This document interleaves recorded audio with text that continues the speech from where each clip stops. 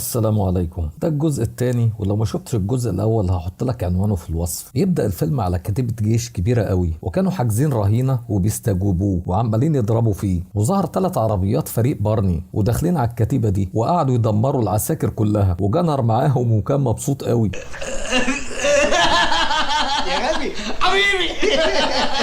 وشغالين تدمير، وبقت ساحة حرب، وعمال جنر يضحك مع ينج وبقوا صحاب، وخرجوا من مدرعاتهم في الاخر. وبارني وكريسماس لقوا طيارة بتطاردهم، وشغل بارني موتوسيكل وطيره وخبط بيه الهليكوبتر ودمرها، ودخل ينج على العساكر يضربهم، وصاحبهم الضخم ده بيضرب بالسلاح الفتاك بتاعه، وكله شغال. وينج عمال يضرب في الجنود بايديه وبالسكاكين كمان، ومسك طاسة وقعد يضرب بيها، والجندي راح يقتل الرهينة، دخل عليهم كريسماس بخنجره وبارني بمسدسه وخلصوا عليهم كلهم. ومسكوا الرهينة لقوا ترنش اللي اتحرج قوي وكان بيحاول ينقذ مليونير صيني، وهم كمان كانوا بينقذوه. ولما فكوا ترنش خد سلاح سيزر الراجل الضخم ده، وقالوا له تعالى معانا. قال لهم فريقي مستنيني. خد بارني المليونير وبدأوا يرجعوا، وخد ينج اللي بيكسب على طول، وطلعوا لقوا العساكر مستنيينهم وبدأوا يتخلصوا منهم. وضرب سيزر خزان المية اللي وقع وغرق الجنود، وتعلقوا في حبال واتحركوا وبيقتلوا كل اللي بيقابلهم. وخد طلقة بارني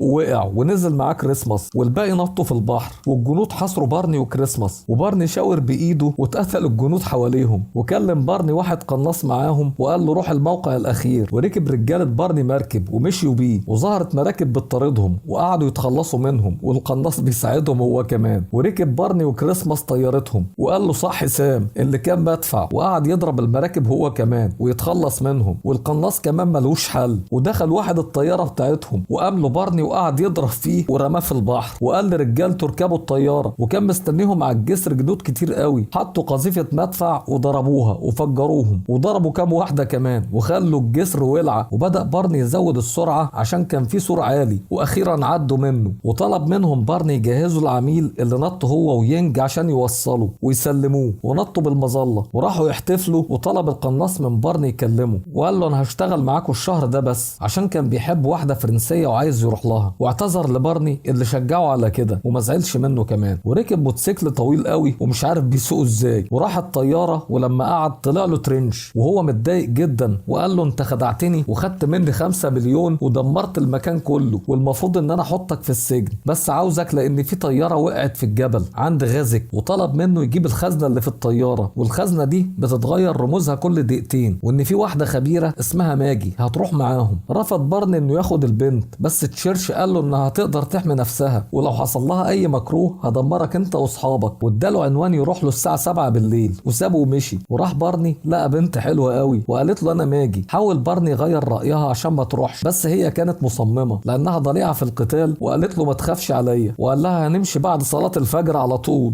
بيس يا ريس تمام. وصل فريق بارني للطيارة وبعت بيلي يراقب مكان عالي، ودخل هو وماجي يفتحوا الخزنة اللي كانت هتنفجر، بس ماجي لحقت وخدت اللي فيها. ولما طلعوا نادوا على بيلي علشان يمشوا، طلعت لهم عصابة قبضت عليه وهددوهم بقتله. ورمى فريق بارني أسلحتهم وطلب منهم رئيس العصابة المخطط اللي كان في الخزنة، وسلمته له ماجي فورا عشان ما يقتلوش بيلي. وبعد ما خدوا طلب منهم ينبطحوا لحد ما يمشوا، وقتل رئيس العصابة بيلي قبل ما يمشي. ولما اكتشف بارني انهم قتلوا بيلي، سأل ماجي عن الخريطة، قالت له انها خريطة المنجم بلوتونيوم اللي بيصنعوا منه القنابل. زعل جدا طبعا على بيلي ودفنوه. وقرر بارني انه ينتقم. ولما ركب بارني طيارته اتصل بيه تشيرش يسأله عن الصندوق، قال له مش معايا، وبيزعق له تشيرش قال له ان جندي كويس مات بسببك، وانت بتطلب من غيرك يشتغل بدالك، وانا هنتقم لبيلي. وقفل معاه. وظهر رئيس العصابة في مكان الحفر، وجايب ناس يشتغلوا بالسخرة، واللي بيتعب منهم بيقتلوه، وبياخد الناس يشتغلوا من بيوتهم بالقوة. وبعد ما شاف الخريطة عرف المكان بالظبط، وطلب من مساعده انهم يلموا كل البلوتونيوم خلال 3 ايام، لانه في مشتري جاهز، والكيلو منه ب4 مليون دولار، وانا لو منه هخلصهم في يوم واحد. وعرف بارني انهم قربوا من المكان وهبطوا بالطياره وركبوا عربيه واتحركوا، وراحوا حانه بيقعد فيها رجاله رئيس العصابه. ولسه بيكلموا النادله جالهم واحد من وراهم وضخم جدا، وبدا يتكلم وزعق لهم، ولفوا وضربوه ضربه واحده بالاسلحه القديمه بتاعتهم، وكملوا على الباقي.